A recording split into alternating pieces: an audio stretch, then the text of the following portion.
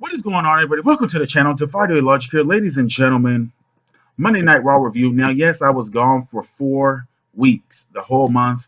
I apologize for not letting you guys know anything or keeping you updated, but I am back, ladies and gentlemen, and we are going to be dishing out a lot of videos.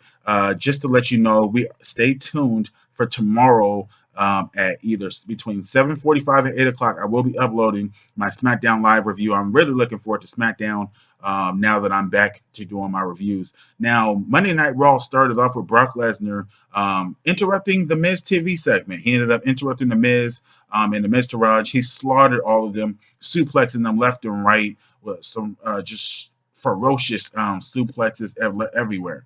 He did F5s to everybody, walked out with the championship, and just looked like a straight badass, as he is a badass. Just destroyed everybody and left. That's what we want to see when we watch Monday Night Raw. Brock Lesnar kicking ass and leaving. Now we go on and we move on to the next segment. We have the next match actually. We have Seth Rollins versus Sheamus. Now I haven't been watching, like I said, I haven't been watching wrestling for quite a minute, so I'm kind of refreshed and not tired of seeing the same matches. I seen some tweets talking about how they were tired of seeing Seth Rollins versus Sheamus. I can't say that I was tired of seeing it because I haven't been really watching the show within the past couple of weeks. But I would say that Seth Rollins and Sheamus did have a good match overall, and Rollins ended up, dominating the match pretty much, but he ended up getting distracted by Cesaro, and Sheamus ended up doing a roll up, getting the win, and basically Seth Rollins ended up getting pissed because he lost, and he started attacking Sheamus. Now, you got to understand that DeanAmbrose ended up saying how, like, look, I'm not going to help you out if you get attacked or you find yourself in a troublesome situation. And Seth Rollins ended up kind of putting himself in that situation. DeanAmbrose did not come out. And yeah, it kind of made Dean seem like an asshole, but later on, we'll talk about that. Jason Jordan versus Jean-Pierre Goulet. Now, this guy, I guess he was a Toronto-born native person or whatever the case may be. Fans were cheering him, booing Jason Jordan. Now, I don't know why they were booing Jason Jordan, but I like Jason Jordan. I would like to see him go after the Miz and try to contend for that championship. Hopefully, that's what they're working towards. But I like the whole little new gear that Jason Jordan has. I like the little kind of remix Kurt Angle music that they're trying to vibe with. I'm liking the whole little vibe. Hopefully there's a match that pays off with Jason Jordan against Kurt Angle, maybe at SummerSlam or maybe even just not SummerSlam, WrestleMania, or even later sometime next year. But that would be nice to have a storyline between those two. Sasha Banks versus Alicia Fox versus Emma. Now, this was the triple threat match to determine who's going to be the #1 contender for the Raw Women's Championship.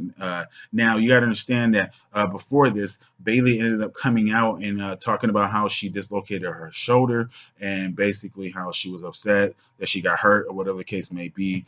And so Sasha Banks ended up winning this match. She ended up defeating Bayley with a bank statement. We move on to the next match. We have Enzo Amore and Big Show versus Luke Gallows and Carl Anderson. Now, you guys already know how I feel about Enzo. I think just like with Carmella and Ellsworth, I'd rather watch a freaking giraffe eat leaves for 5 hours straight at the damn zoo. But I will tell you this.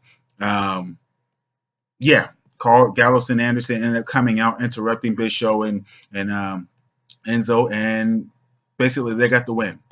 And Cass ended up coming out and distracting the Big Show, whatever. Basically, he ends up getting his ass knocked out by Big Show.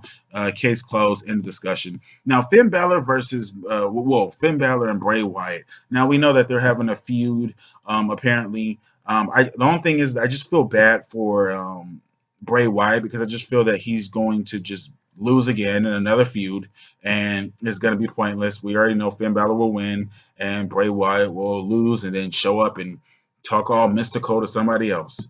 Same wash and rinse, repeat, same little things. Nothing new is going to change. DeanAmbrose versus Cesaro. Now, this was a very long match. I'm not even going to lie to you guys. I watched maybe about 1/3 of this match, maybe not even that. I just watched pretty much close to the ending of it.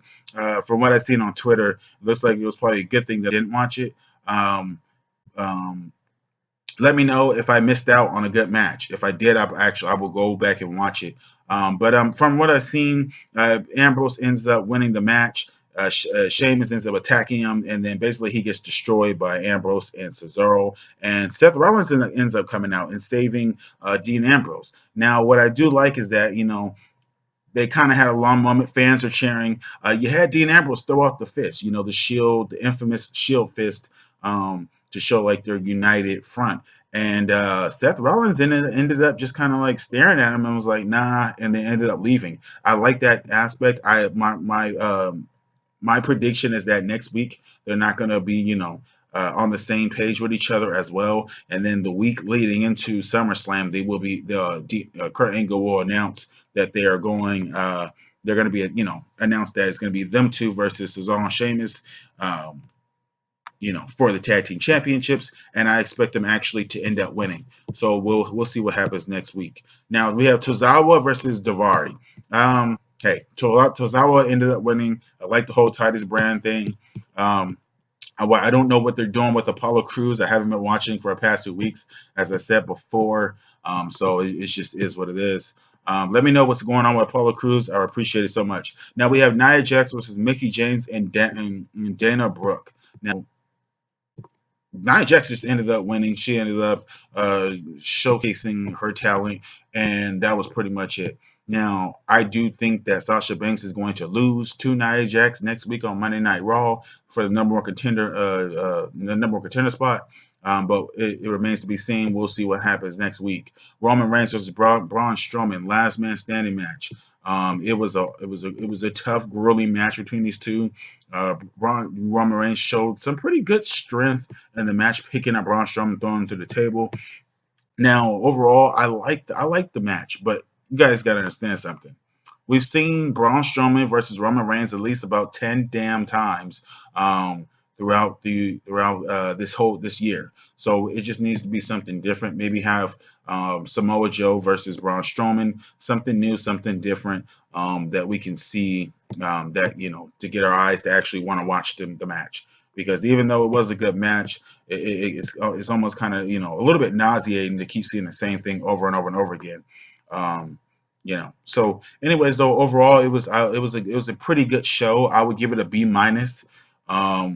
There were some things they could have done better, but yes, I am back, and I will be doing my SmackDown Live review at between 7:45 and 8 o'clock.